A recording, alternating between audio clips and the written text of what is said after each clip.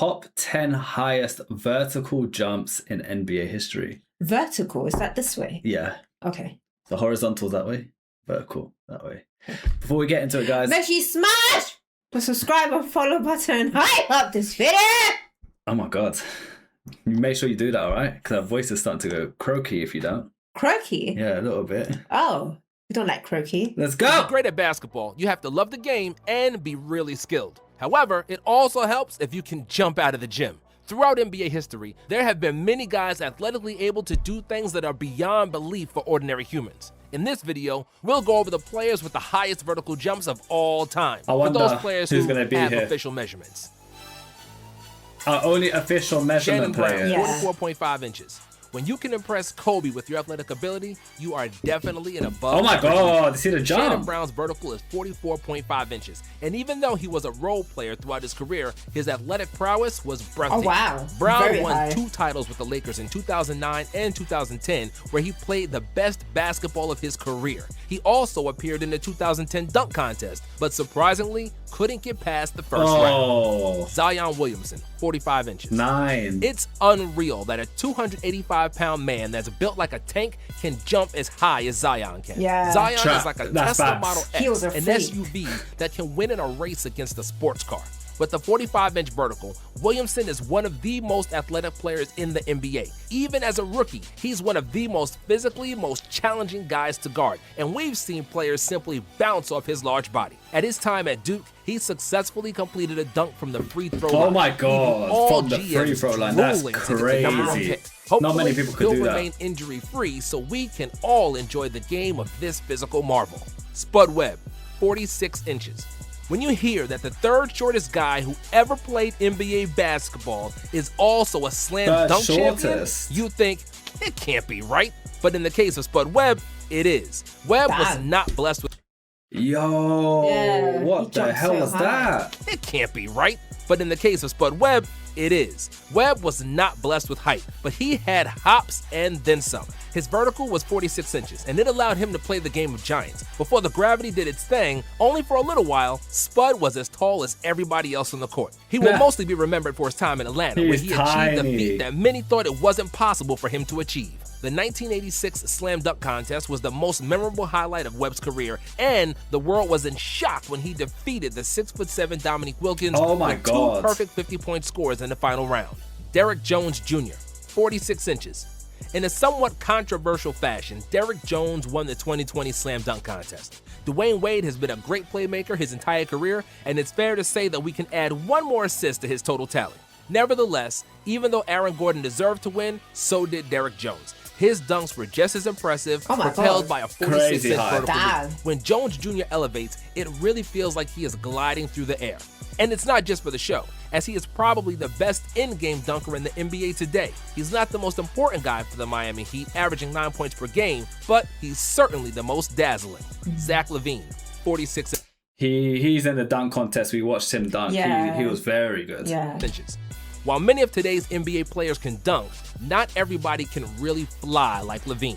When the photo of your slam Oh, dunks wow. looks fake because it That's seems sick. impossible that you can Wow. actually dunk from that far, then you know you got hops. If I was Ah.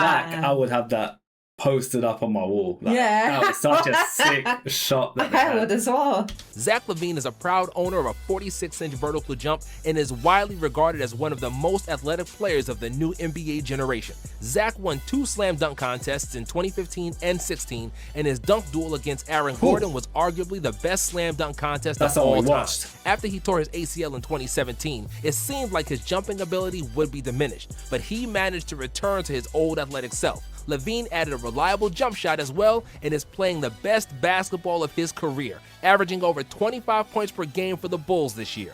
James White, 46 inches. James White did not have a stellar NBA career, appearing in only 67 games with the averages of 2.7 points in less than 9 minutes per game. He was more popular overseas than he was in the States, and his career story is that of a great dunker, not so much a great player. Nicknamed Flight, James White could Hey, yo. His nickname's Flight, like the flight who reacts. That's so Oh, funny. yeah. But imagine that though, like just being known for your dunks, but not a great player. That's kind of shitty, innit?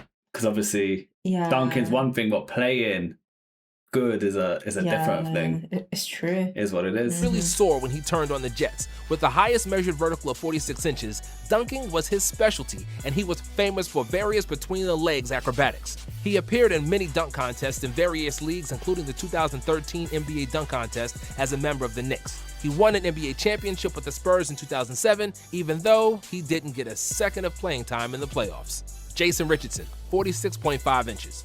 Jason Richardson was the 5th pick in the 2001 NBA draft after a successful 2-year stint for Michigan State University, where he won the 2000 NCAA title. Drafted by the Warriors, Jay Rich dazzled with his scoring and exceptional athletic ability. With his 46.5-inch vertical, he was the most athletic player in the league in the early 2000s. Considering he played at the same time as Pete Carter, T-Mac, and Kobe, that is definitely something to be proud of. In the manner of Shawn Kemp, Jay Rich was vicious to the rim, and his dunks made a regular appearance on the NBA Top 10. His out-of-this-world bounce helped him to win the 2002 and 2003 Slam Dunk Contest. His dunks are dirty. And Jay Rich became the first player since Jordan to win it back-to-back. Richardson was a part of We Believe Warriors and 7 Seconds or Less Suns before finishing his career in Orlando and Philadelphia. Dennis Smith Jr., 48 inches. Being able to jump really high is like winning a basketball lottery. Damn. It will often bail you out when your skills are not as developed. That can be a gift and a curse, as some players can rely on their athleticism too much and don't perfect other parts of their game.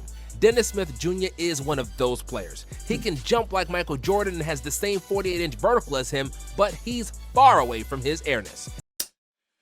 We watched a few players and they had that same issue where going into college basketball, they were amazing because players couldn't keep up with the athleticism.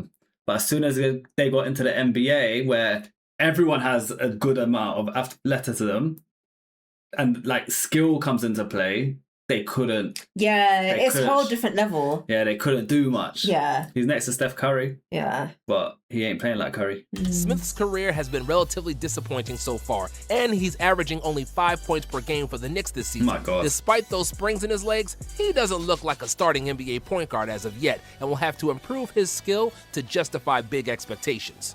Daryl Griffith, 48 inches.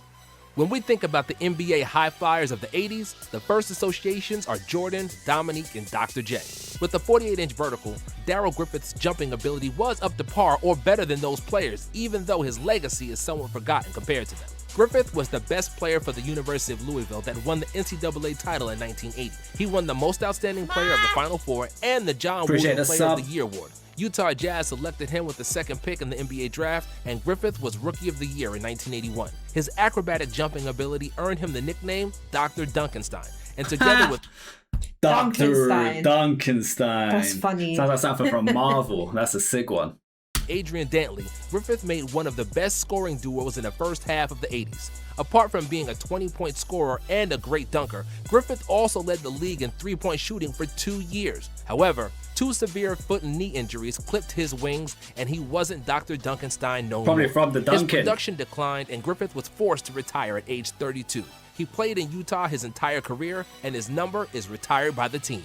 Michael Jordan, 48 inches. Michael Jordan was... What is he not number one in? I was going to say, it would be weird if MJ's not in this, and look, he's number 1. Wow. Destined to be great at basketball. He had a perfect body for the sport, and his 48-inch vertical and huge hands set him apart from everybody else. Exceptional leaping ability allowed MJ to make dunks from the free throw line, and it seems that for him, the laws of gravity apply a bit less.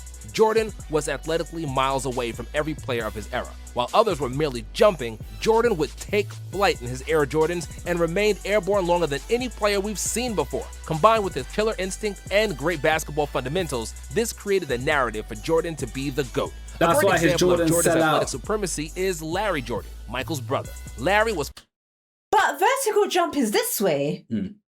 I think it's about the stretch. Yeah, because I was going to full say, stretch. the short guy jumped even higher than Jordan. So yeah, but So I'm a it's bit confused. 48. So he's got a stretch. So when you fully put out, it's 48 inches. Oh. But in terms of that short guy that you're talking about, he's 5'7", which is crazy. To his body height, he's probably jumping the highest out of everyone. He is. He jumps higher than Jordan. I'm shocked he wasn't first. It's standing reach versus jumping. It's How high you can jump. But technically, the small guys jumping more because he has to cover more. Because the tall people are like... I don't know, 6.5 man. feet. Everyone saw it in this video. Jordan doesn't jump as high as a short guy. The short guy can jump as high as the... That's what I'm And seeing he's anyway. pushing more because he's short. Yeah, so... I get your point. That's what I'm trying to say. Explain it to us, guys. We're missing something. 5'8" and was not a pro basketball player. But Larry could also be called Air Jordan because he had a 44-inch vertical and could dunk with ease. For example, Vince Carter's vertical is 43 inches, which tells you how genetically gifted Jordan was. We're missing something. Something needs to be explained. Yeah, I'm confused. Yeah. I thought it was jumping like that way.